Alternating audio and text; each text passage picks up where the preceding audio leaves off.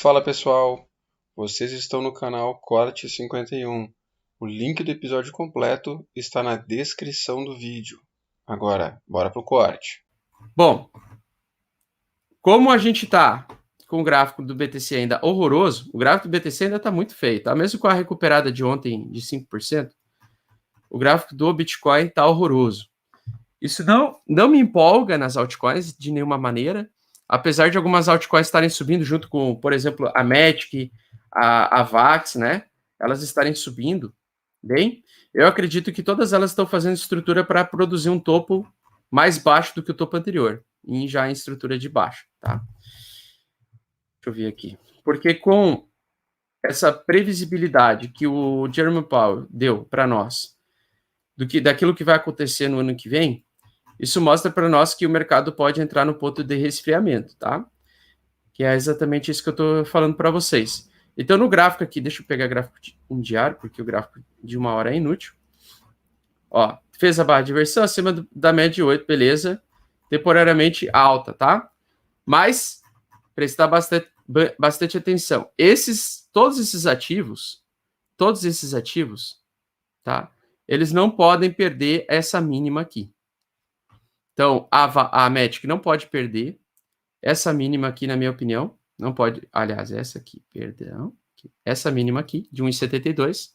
Tal como a Chavasca não pode perder esta mínima de 74. Se perder, vai indicar o quê?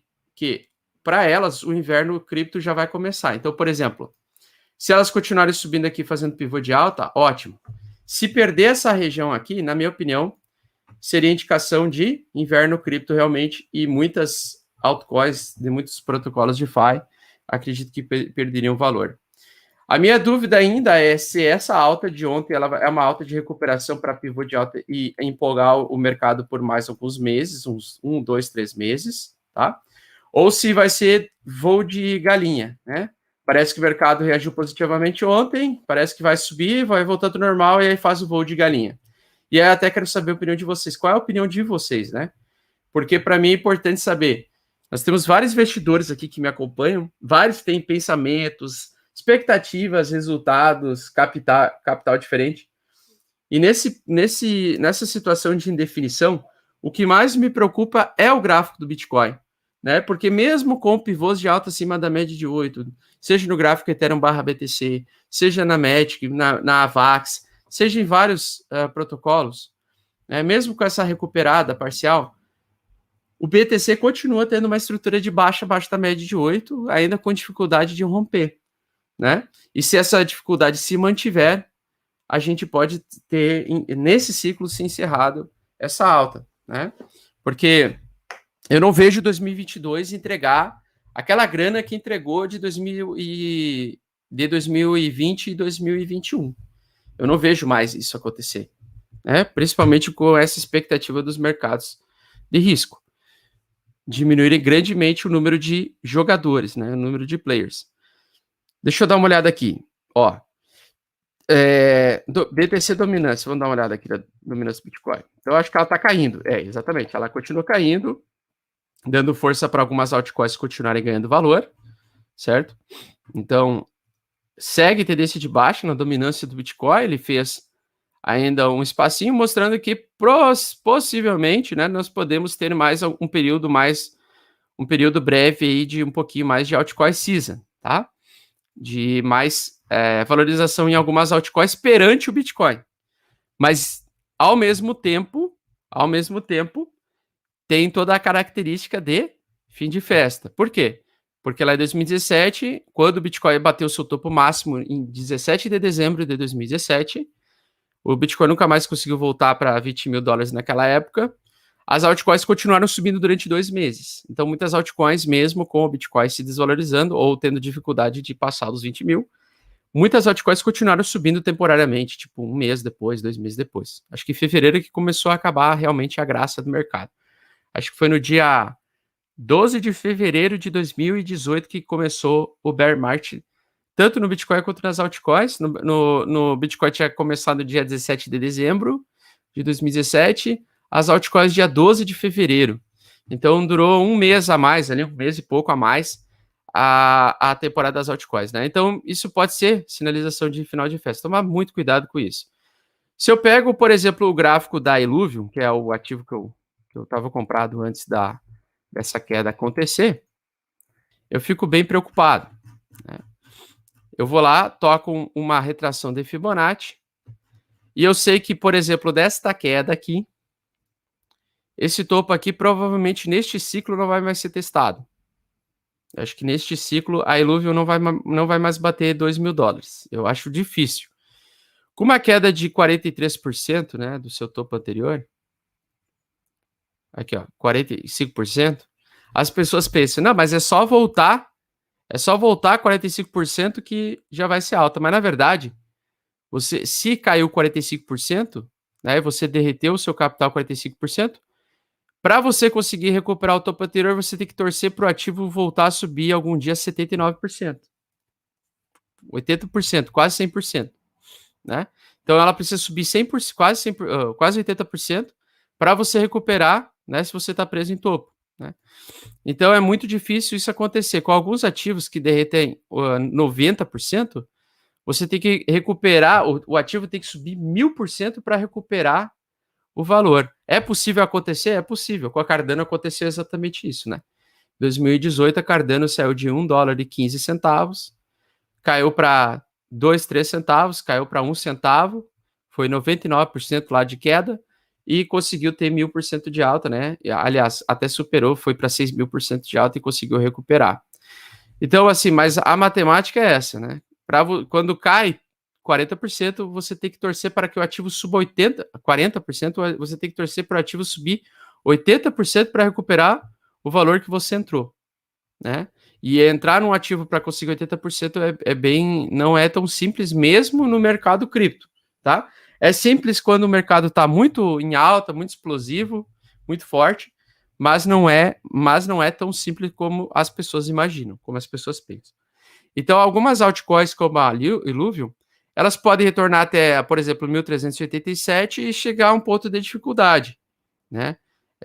Chegar num ponto de dificuldade para conseguir recuperar esse valor. Acho que se ela subisse nesse patamar, seria muito difícil ela conseguir se recuperar, mesmo fazendo a média de 8 acima dela aqui. Por quê? Porque nós estamos muito próximos de faltar 800 dias próximo halving, né? Conforme eu já expliquei para vocês, é um período em que o ciclo do mercado tem um esfriamento. Então, naquele contexto do look into Bitcoin, né? No look into Bitcoin, a gente tem, então, um esfriamento nessa região onde, no modelo Stock to Flow do Plan B aqui, a gente tem, então, na região verdinha, geralmente, a região de esfriamento do mercado, né? O inverno cripto, então, seria realmente quando a gente tem o preço apanhando e não conseguindo mais fazer topos ascendentes e, pelo contrário, fazendo fundos ascendentes. Então, nós estamos com esse risco, né? Acho que o Bitcoin ele pode se recuperar até uns $54.000, tranquilo, até a média de 8, pelo menos, né?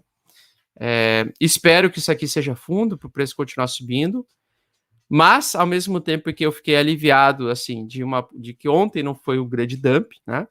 Ao mesmo tempo, a gente tem uma data para saber que o mercado vai começar a se esfriar de verdade. Todos os mercados voláteis, né? Março em diante vai ser, então, o período de março em diante, qualquer mês ali em diante a março pode ser o mês que vai ter a elevação da taxa de juros, certo? E o esfriamento dos mercados aí, tá? Então, nós vamos entrar num período de contração e não mais expansão do mercado. Quando tem a expansão, nós temos essa riqueza extrema, qualquer cabeçulinha entra no mercado e faz dinheiro. E aí é o período longo, prolongado, para a gente estudar, para a gente conseguir aproveitar uma ou outra altcoin que pode subir mesmo com o mercado em queda, né? Mas no curtíssimo prazo eu estou apostando um pouquinho aí numa alta do Ethereum, temporária, e numa alta da Matic também, tá? Mesmo com elas adentrando abaixo da média de 8, pelo menos a Matic não, né? Mas o Ethereum sim, tá? Com bastante dificuldade para ficar descobrindo topos novos, beleza?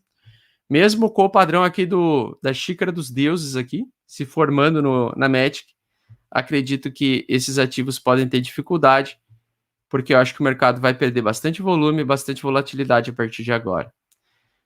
O Open Interest, pessoal, estava bem baixo. Deixa eu dar uma olhada aqui no Open Interest. Eu estava olhando umas outras métricas que o MVRV já indica que nós podemos estar entrando, então, na região de inverno cripto, né, de desvalorização, ainda no MVRV aqui da camada 3 da Glassnode, mas o Open Interest que me interessa. Tá? O Open Interest, então, é o número de contratos abertos nos mercados futuros, né? Quando ele está baixo, pessoal, quando a gente tem o Open Interest baixo, nós temos poucos movimentos, né? Então, uma coisa que me chamou a atenção, o Open Interest atual, ele está mais ou menos numa altura superior, fazendo como se fosse um fundo mais alto mesmo, né? Tal como aconteceu em setembro.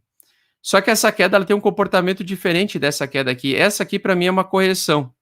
Essa aqui, para mim, parece ser, e possivelmente pode ser, um início de um ciclo de bear market, né?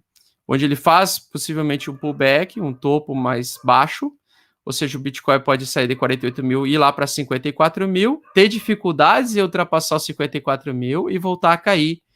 E bem mais lá para frente conseguir romper essas regiões, tá?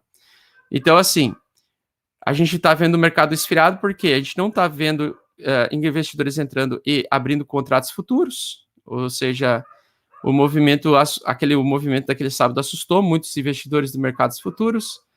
O interesse baixo, ou o número de contratos em aberto baixo, a gente pode ter, então, um início de tendência de baixa, né? E um desestimulo desse mercado, né? Então, o que eu vou querer tradear aqui? Eu vou tentar fazer alguns swing trades, né?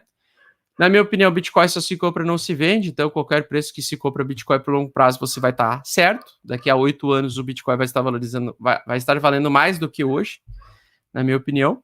Então, independente da região que você compra Bitcoin, você está comprando certo, né? Mas, lógico, aproveitar dos grandes invernos, né, para acumular mais Bitcoins. As baleias, em 2018, continuaram comprando Bitcoin. Em 2019, com as quedas, com o segundo semestre de queda de 2019, as baleias continuaram comprando Bitcoin e não faria diferente, né? Toda vez que nós temos grandes quedas, nós temos grandes oportunidades de compra de Bitcoin. Mas isso não vale nas altcoins. Nas altcoins é um risco absurdamente alto de você estar comprando ativos de startups que nunca mais vão recuperar o valor anterior. Então, nesse momento agora de ciclo final, né, de possível alta que eu estou esperando, com esse suposto alívio temporário, mas ao mesmo tempo com o futuro nebuloso aí dos mercados voláteis, eu estou tirando, né, baixando a mão nas altcoins, né, vou me expor com menos altcoins, mais Bitcoin, e depois ainda essas altcoins que eu estou usando para tentar aumentar o Bitcoin a moeda da praia, né? Algumas altcoins que dá para usar aí, a VAX para aumentar o Bitcoin, a Aeron também tá ganhando valor frente ao Bitcoin, também está podendo dar uma oportunidade aí temporária de aumentar a quantidade de Bitcoins rodando um pouco de Aeron. Tem a Matic também, tem o próprio Ethereum. Então, basicamente agora a minha ideia é ir em umas altcoins mais certeiras, nada ligado a jogos. As ligadas a jogos eu não vou entrar nem fudendo, porque eu acho que elas podem ter chegado no ponto de saturação máximo desse ciclo e pode ser uma das que mais vão sofrer.